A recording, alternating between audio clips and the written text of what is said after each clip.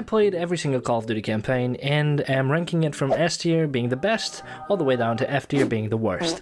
Call of Duty, which is also known as the fast food of FPSs, some of us are proud of playing them, others ashamed to admit that we do. Starting all the way in 2003, becoming increasingly popular in the late 2000s and early 2010s, famous for its quick scoping, trick-shotting compilations, and who could forget the infamous WWII lobbies.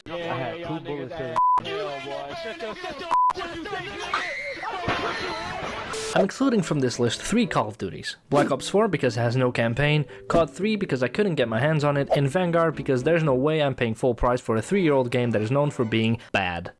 What the fuck is this piece of shit? Call of Duty 1. This game was sick for the time. This game is set in the World War II days, as were most shooters back in 2003. You play as 3 different silent protagonists which belong to 3 different parts of the campaign. The American campaign as Private Martin, the British campaign as Sergeant Jack Evans, and the Soviet campaign as Corporal Alexei.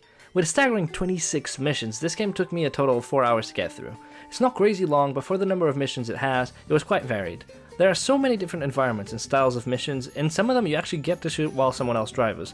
Not impressive by today's standards, of course, but back then, damn, they were really putting in an effort. What I like the most is that you always play with a squad of AIs which are part of your platoon, bringing a sense of realism since they react to what happens around you and just give you an overall sense of brotherhood in a warlike environment. Also, many of you might not know this, but it was in this game that a legendary character was created, Captain Price. That's right, the original Captain Price and his unforgettable signature beard made their debut in this game. Overall, I had a lot of fun for a game of this age, especially going head to head with Medal of Honor, which some of the Infinity Ward team used to be a part of. I rank it as a C, since it's an incredible game for the time, but I just wish it was a bit longer. Some of the gameplay is a bit clunky, and this game is loud. Like, way too loud. Call of Duty 2. Now, this game came with a lot of improvements. The graphics look better, the textures are better, it's less clunky, the NPC's intelligence is a bit better as well. The only thing that disappointed me is that this game was basically the same as COD 1. Still set during World War II, 3 different campaigns, Soviets, Americans, and British. Don't get me wrong, it's definitely a good game, but I felt that in the first one, they really pushed the boundaries for the time with some of the missions. While in the second one, there were still some missions that were different, some of them having you driving a tank, for example, that was cool. However, there were so many of them which were essentially one of these. We need to find that Nazi headquarters and recover the city. Now that we've recovered the city, we need to defend it from a counterattack. We have to capture an area and wait for reinforcements for 5 minutes while Germans are coming from all directions. On a positive note, we get a bit of the campaign which is set in Egypt, which I would say was the best part of the game and adds a bit of diversity from the last title. Rating it, it's a C tier for me. It's good, there are a lot of technical improvements, but I couldn't really get over how similar the 2 games felt and how Call of Duty 2 actually held back a little bit more in terms of creativity. Before we keep going, I want to remind you that 99% of you are not subscribed. If you enjoy my content, consider subscribing and liking the video, as that helps me reach more people and lets me increase the quality of my content. And if you do that, I might feed my girlfriend tonight. Now we get to COD 4. This was the first time I ever played it. I was actually a COD late bloomer. I only started playing it during the MW3 days, so I never had the chance to experience the true classics like COD 4 and World at War. It's funny, the game is really different and very similar from the previous ones in many ways. The campaign is structured the same way, 3 different acts, but in this title the majority of the time you play as 2 different people, with a sprinkle of others here and there, but mostly Sergeant Soap McTavish and Paul Jackson. But let's talk missions. From the first mission, you can already tell that this is a different ballgame. Everything is better, from technical things such as graphics, in-game physics, textures, but what I think made the most difference was the voice acting and the variety of missions. For example, in previous games, Captain Price was clearly a leader and he had a little bit of a charm to him, but he didn't shine as much as he does now. In COD 4, just in the initial training ground mission, he's insulting your name, and even funnier, when I reran the training ground to get a better time, this is what he said. But let's talk missions. The first one on the boat was the perfect way to make the player know that the Call of Duty franchise is leveling up. It's a different style of mission from what I had seen before. So far, most of the game's missions were get to a place, shoot everything in sight, defend the place, and then we move on. Now the missions feel like they have some weight to it, from infiltrations, assassinations, to your good old standard shoot everyone in sight missions. But I do have to say, my favorite mission has to be the one you have a flashback as Price going into Pripyat. I've always had a weird fascination with Chernobyl and the events surrounding the disaster there, but to actually play an entire mission at the location of all of it was insane. I like the fact that it's a different, more stealthy type of mission, but you still have the company of Macmillan. It still provided that camaraderie feeling from the older games, even if this title was more story focused. I loved it, man. Honestly, I rank it as an S tier. I wouldn't change any of it. Although Treyarch made their debut with Call of Duty 3, which is not the most memorable of titles, that didn't prevent them from becoming, in my opinion, the GOAT of the Call of Duty franchise. I know some people might not agree with me, but I've always enjoyed the Treyarch games a lot more than the Infinity Ward ones, even though I never had the opportunity to play World at War, which is probably one of the most beloved titles of the franchise, right next to COD 4 and MW2. Unlike the previous World War II entries, this one focuses only on two campaigns, the Soviet and the American campaign. The Soviet campaign is much more focused around the end of the German side of the conflict, starting in Russia and elaborating on the development of events all the way to Berlin and the fall of the Reich. The American side of the story highlights the Japanese side of the war, which takes place on the Japanese islands of Makintoul, Palau, and Okinawa. I personally enjoyed the Russian side of the story a lot more, but I guess that was due to the bigger significance of the locations that the story takes place in. But also Sergeant Viktor Reznov is such an eccentric character that it just gives that story a lot more to work with. For example, every so often Reznov puts you in a position of making, I guess, a moral decision on what to do. Do you shoot surrendering German soldiers or let them live? Reznov clearly wishes them to die, but he leaves you to make that sort of decision until he makes that decision for you, essentially meaning that these decisions don't really have that much of an impact on your story ending, it's just there's an accessory, which is still nice. My favorite part has to be the assault on the German Reichstag. The game is just super ambitious with its locations. Treyarch just knew exactly what the COD fans wanted to see, and they fulfilled that wish perfectly. I have to give this game an 8 here. It's actually crazy good. Modern Warfare 2 blew me the fuck away. Previously, I thought people were exaggerating how good this game was. I thought it was just nostalgia possibly clouding people's judgment, but holy shit, this game was good. This game took everything that made COD 4 a great game and ramped it up to the max. It just takes the approach of storytelling in a much more cinematic, almost Hollywood-esque style. Also, the introduction of missions that are actively different than just focusing on the shooting the enemy made the game feel quite fresh in the series. You can drive a snowmobile in Russia, you can ride a boat while chasing Lieutenant General Shepard, you can climb up a frosty mountain using ice picks, it just keeps going. The game introduces characters we already knew from COD 4, some of them being Soap, which was actually the previous protagonist, Captain Price, but we also have some new arrivals like Makarov, who stars in the mission No Russian, which caused major controversies at the time and resulted in some countries actually censoring the game. I personally like the inclusion of the mission. I see it as a deliberate effort towards making a good story, not just being shocking for the sake of being shocking. Others might disagree, but I think that mission alone might have opened some doors in the gaming industry. The only negative of the game at times is not being able to keep up from where you're being shot at, and all the grenades being thrown at me all the fucking time. Sometimes I would die due to a grenade, but there was no indicator there to even warn me of the danger. But that's very, very minor. I don't mind it that much, but because I love this game, I have to give it to the S tier. Black Ops 1 was the game that introduced me to the COD franchise, so I'm probably a bit biased. What I really liked here is that for the first time there is a clear protagonist who is not silent, Alex Mason. I really liked him as a character. Well, in general, I liked all the characters because they felt more fleshed out, like they actually had complex personalities.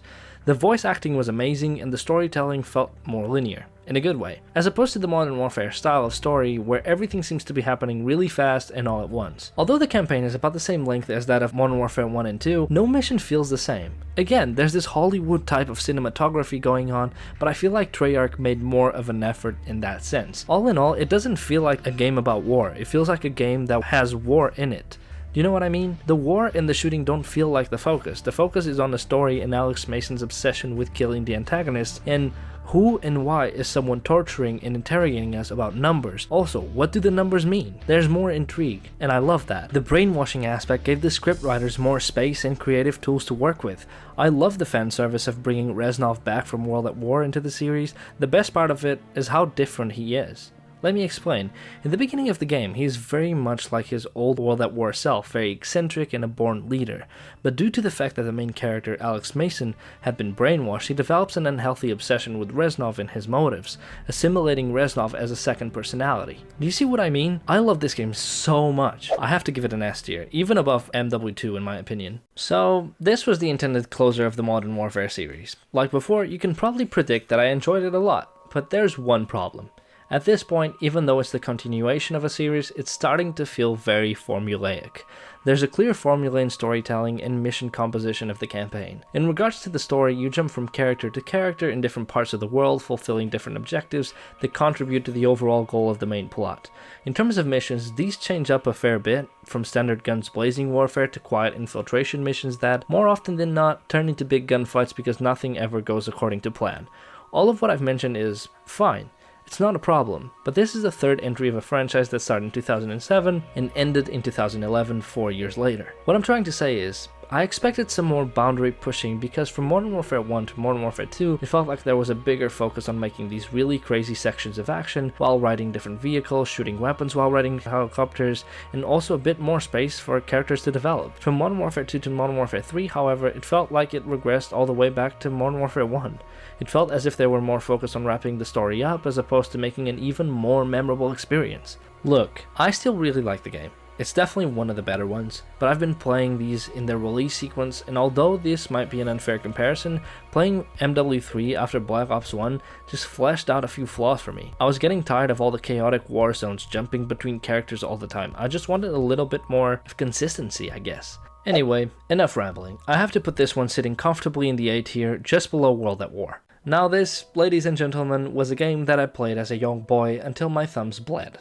I didn't remember anything from the campaign apart from the fact that Old Woods was in it. Although I think that the multiplayer for BO2 is a definite S tier, I can't say I'd put the campaign at the same level. In many ways, I really like this campaign. You had time jumps between the past and the future, you got to play as David Mason, also known as Alex Mason's son, Alex being the protagonist of the first Black Ops. Now why wouldn't I rank this game higher? To put it simply, even though Black Ops 2 came out in 2012, gameplay-wise my experience was quite rough in comparison to even the first one. When driving vehicles, horses, planes, the camera didn't rotate smoothly, the NPC pathing was not great, many times even pushing me or glitching me out of the way. Added to that, the cutscenes were pre-rendered and yet they still looked worse than the gameplay itself. They just didn't look that great. They looked blurry and the character animation wasn't as good as I had seen in previous games in my opinion. Which pains me to say, especially since I had such fond memories of this game. But in complete honesty, they were mostly of its multiplayer side rather than the campaign. Story-wise though, I'd say that this is close to Black Ops 1, but it's not as good. It's a great campaign, I love the variety of places you get to play in, the characters, even though I think Harper was just a copy of Woods but in the future. Also, they created these little strategic missions where you get to both play normally and manage troops across the map. It's definitely not my personal style of game, but I still think it was some form of risk-taking on their part. But there is one thing they did really well. What is it? Well, this is the first time that it's set in a time that does not yet exist in real life. It's futuristic, so it has to create a lot of non-existent aspects of a game, like its technology, new weapons, new utility. On that front, they did great, and with all that in mind, that's why I'm placing this game on the top of the list in A tier. It would be S tier if we were just talking multiplayer, but because it's just the campaign, I gotta go with A. Actually, never mind S tier because Skrillex. The black sheep of the franchise, Call of Duty Ghosts, F tier. Advanced Warfare. At this point, we start to arrive at undiscovered territory for me. How come? After COD Ghosts, my rig at the time couldn't really handle the new releases for a while, so I couldn't play all of the new titles, meaning that I actually didn't follow any news about them or even the general opinion of the franchise. Also, for the first time in a while, we had a new developer making CODs, Sledgehammer. Going into this one, I knew that the game started to go in a futuristic direction, which I actually don't mind. We had historical and war accurate games before, but you don't want to beat that horse to a pulp, so I think going in this direction was actually a good decision. Although I'm only analyzing the campaigns, I do have to reference that most of the hate this game got was because of its multiplayer. There just isn't a consensus in the community on how good or bad this game is, that's why I believe it got a bad rep, in retrospect, at least. But enough of that. I actually really like this game. In my opinion, Black Ops 2 walked so this game could run. The weapon feel, the movement, oh my days, it actually felt incredible. I generally think that Sledgehammer put as much of an effort into this one as much as possible. Also, the game is vibrant. It has so much color. I love it. It does have a few flaws though, especially on the technical side of things. The main ones I experienced were, cutscenes had visual delays, meaning that the audio played faster than the actual cutscenes, stuttering in game sections. When you were locked in an in-game cutscene, it would just stutter a lot. I eventually found the solution to this, but it's not great. At the end of the game, there's a section where you're supposed to run after the main bad guy. You are supposed to slide under a closing door, but the button was unbound, which made me fail the mission when it wasn't my fault and removing all of the actual tension from the scene. Enough bad points though. I do think the cast was good, especially bringing in people like Kevin Spacey. Regardless of all the controversy, he is still a damn good actor. The story was okay, it definitely blended bits of Modern Warfare's gameplay with bits of Black Ops' emotional storytelling.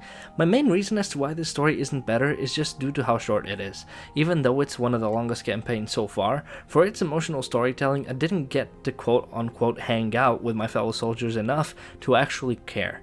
someone would die or get injured and I'd be like, Wow, well that's unfortunate. taking all these points into account, I have to rate it as a B. It would be an A on par with MW3 if it wasn't for all the technical issues. At the end of the day, this was a really bad port for PC, and I shouldn't be expected to work out the technical problems of the game, it just should work from the get-go. Black Ops 3 caught me completely off guard. I was expecting maybe some sort of continuation of David Mason's story on Black Ops 2, but it was an entirely different set of characters. It was further in the future since the last entry, moving from 2025 to around 2065. It was by far the longest COD campaign I've played, maybe even a little bit too long at times. Why? Well, when you start this game, story-wise, you're kinda dropped in what feels like the ending chapters of a story. There's a lot that is mentioned, like people, military groups, and events that you as a player have no knowledge about, so there were definitely moments where I was like, what the fuck is going on in here on this day? due to that, I was a bit lost and hoping that there would be some sort of event that would put me up to speed. That event never really came, but I looked into it and had a few reads about the whole plot, and I got there in the end. With context, I started enjoying it a lot more, and I have to say, this was probably the most thought-provoking and intriguing story I've ever played in the Call of Duty franchise. Surprisingly, the cast was really good too, but my favorite overall character actually is the player character. I say the player character because this is the first game where you do not actively play as a main character. You play as a character you've created and customized and is not really designed specifically for the story, which I thought I wouldn't like, but Treyarch actually pulled it off. There were some disappointments though. There was a bit of stutter in some cutscenes. I guess the gameplay wasn't as futuristic as Advanced Warfare before it, but it was good enough. I like the different weapons, I like that you get to design and change your loadout specifically for missions and even during those missions, but all in all, the story was incredible. I only weighed back by missions that felt perhaps a little bit too long in my opinion. I guess at certain points, I was just tired of shooting mindlessly at 15 more waves of enemies, but it had a very satisfying ending, and I actually felt like I was playing it because I was very involved in its plot. It's not my favorite, but it's a really good one. I've got to give it to the B tier. Similarly to Advanced Warfare, this playthrough of Infinite Warfare was my first ever time going through it. I never really paid much attention to the game when it initially came out, I just knew that it was futuristic like the previous two releases. In a lot of ways, I really think this game shines. I think it was back when Activision was trying a couple of new things, much of it inspired by Titanfall, I know, but it was new to the franchise and I think it deserves some praise.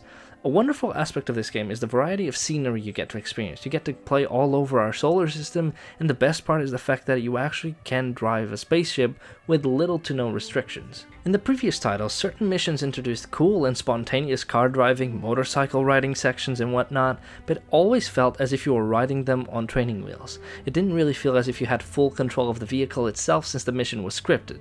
This is not a big deal, but it's a small change that I wholeheartedly welcomed. I understand that some people might prefer a more assisted version of these sections, but that's why I believe it should be a choice the player can make, as opposed to being forced to either one or the other.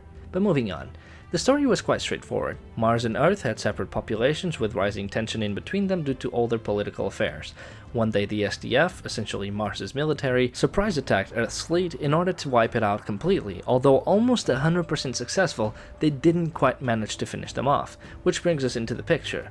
Look, from this point on, it's basically you going from mission to mission trying to hinder the SDF's resources, different bases across the solar system, etc. until you kill the big baddie of the game, which was Jon Snow. Anyways, the story, in my opinion, was the shortest I've played. I probably finished the game in 2 hours and a half. I wasn't trying to rush through it, but damn, it felt like I blinked and it was over. There are side quests available, but they are somewhat repetitive. By far the highest point of the game was your little companion Ethan. He's a robot, loved his humor, and actually think that I cared more about that little robot than I did about any other character in the game, including the main one. Gameplay wise, it was one of the smoothest experiences that I've had so far. I really liked the gameplay. The booster felt like a polished improvement from the Advanced Warfare title, and I thought that the different types of utility were really creative, like the anti-gravity grenades. Regardless of this, the reason why this title scores a bit lower for me is because I'm starting to see through the cracks of the franchise, especially the consequences of making a new title every single year. The longer I play and get through these games, they start blending in with each other and lose their essence bit by bit. With that being said, I score Infinite Warfare a high B tier. I can't lie, and I know some of you might hate me for this, but I loved World War II's campaign. With the popularity of Call of Duty, the amount of resources they have, and with the amount of technological advancement in gaming today, I was hoping that Call of Duty could start taking a much more storytelling approach to the games as opposed to just go there, shoot the bad guys, come back, deploy again, missiles will end the world, and we just have to stop them. Obviously, that's the usual premise of the games. There's an end of the world as we know it premise, but with World War II, we're talking about something that actually happened. Evil going unchecked, and I think that it is an event that connects most of us on a human level. Which leads us to the plot. We play as Daniels, an American soldier who becomes quite good friends with his squad, mainly Robert Zussman. We go through several stages of the war, spanning from 1942 to 1945. There's a wide variety of missions, from all-out warfare to stealth missions. Both cutscenes and in-game environments are gorgeous and really well portrayed. The only inaccurate aspect of the campaign I've been able to dug up from the internet is that some weapons were not as extensively used in certain areas of Europe as it was portrayed in the game, which to me is quite a small detail and doesn't matter as much, since I believe this title is quite respectful in regards to the topic it was based on. I honestly only have one negative thing to say about the game. I absolutely despised Pearson as a character. I know they made him into a semi-antagonist and that he is supposed to not be likable until you understand his past and motivations towards the end of the game. In a nutshell, he's a sergeant who is in the command of our protagonist's squad. In the past, he led his previous squad into a rescue mission opposing his direct orders to retreat, which got him a demotion and, more importantly, more squad mates dead. He becomes too hard on his new squad members because of this, particularly Daniels and Zussman, to a point where everyone quite literally avoids him as best as they can. There are snippets of him drinking and lashing out, all of this while in the middle of a war. I understand that the objective of having the character and what the writers were trying to do, I just think that they might have pushed that narrative too far. Anyways, gameplay is great, I enjoyed it. Can't say I ran into any particular bugs or glitches. I enjoyed feeling like I was part of a squad and being able to request medkits, ammo, and explosives. At last, I actually rate this campaign a high A tier. The Modern Warfare Reboot. I actually played this one when it first came out, replayed it again for this video. I really like it. Like World War II, I like the more personal and yet still quite military approach they've taken the game in, and as we know, they've kept going in the past few years. I can say I was quite satisfied with how everything had ended in the previous set of Modern Warfare games, so it was good to see them give it a second go, although they could have just tried making a new series. The game is gorgeous. Visually, I have to say I really enjoyed it. The voice actors were quite good, and I appreciated, once again, the variety of missions. I think the stealth missions can be a bit hit or miss, as in the stealth mechanics don't work perfectly, but they do the job. The gameplay is pretty good. My only criticism of the recent Modern Warfare campaigns is the lack of hit markers in it. Sometimes I'm just not sure if I hit an enemy or not. It's not a big deal though. I understand that they do it to increase the realism factor and provide a more immersive experience, but we have to talk about that house raid mission. I absolutely embrace this type of gameplay. It's tense, it's realistic, and I think that it's quite expertly made, taking into account how highly the Marines in the video reacting to it spoke. So I actually rate this game a mid-A tier. I like most things about it, and I don't have anything I particularly hate. As you can probably tell by now, I usually prefer the Treyarch games to the Infinity Ward ones. I think they mostly tick all the boxes of my preferences, and not because I have anything against Infinity Ward in particular. However, although I enjoyed the overall Cold War game and setting, I was left disappointed.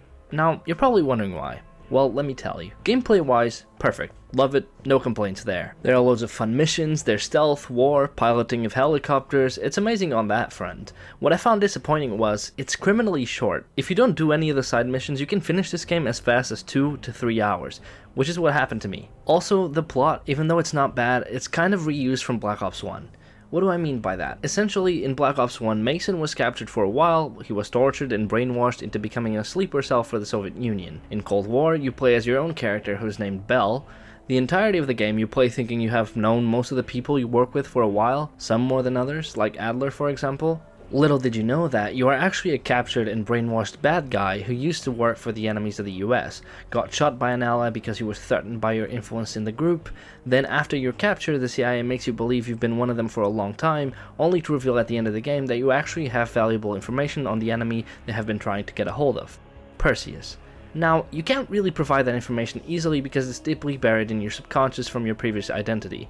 All in all, this sounds like a cool idea, and it is, but it's so similar to what we had already experienced that I can't help but feel a bit disappointed on that front. Anyways, I rate Cold War a high B. I really enjoyed it for what it was, just would have loved to see a bit more originality from the plot.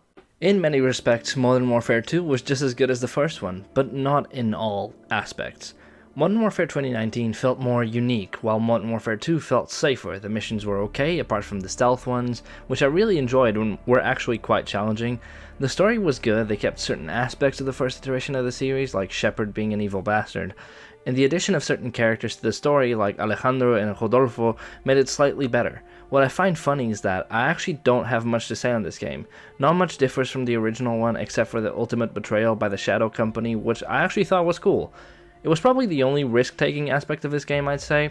Other than that, gameplay was fine. I think you start noticing the beginning of their implementation of certain mechanics that before were only present in Warzone, like the armor and how other enemies also have armored protection, so you must break through it in order to get the kill. I put this one at a B, just under Black Ops 3. Where do I even begin on this one? This game, even the campaign, felt like a DLC. This could have been released as a DLC to the Modern Warfare 2 game. I really didn't like certain aspects of the game. I understand that they were trying to go for a feeling of freedom and free roaming across the maps during the missions, but just felt lazy. Half of the missions just felt like Warzone with NPCs. It wasn't creative at all, apart from a few of them here and there. What also stands out is just how inconsistent the story was. Alex Keller, which we first played as on the first Modern Warfare game, was supposed to be dead. He died while manually detonating explosives in a facility that was producing toxic gas weaponry, since his detonator had been destroyed while in the fight to infiltrate the facility.